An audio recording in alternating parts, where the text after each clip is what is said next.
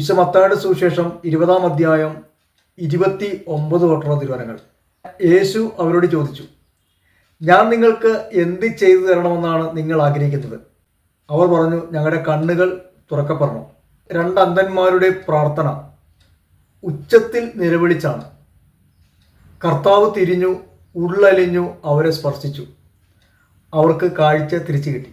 ദൈവസന്നിധിയിലേക്ക് കടന്നു വരുന്ന ഒരു വ്യക്തിയെപ്പോലും ദൈവം ഉപേക്ഷിക്കില്ല.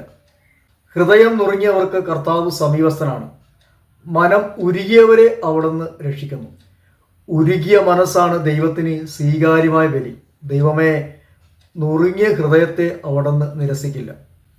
നമ്മുടെ വേദനകളിൽ, നൊമ്പരങ്ങളിൽ യേശു നിൽക്കും. ഉള്ളലിഞ്ഞ് നമ്മളെ ദൈവം അനുഗ്രഹിക്കും. പ്രത്യാശയോടുകൂടി, ക്ഷമയോടുകൂടി കാത്തിരിക്കാം ദൈവത്തിൻ്റെ സമയത്തിനായി.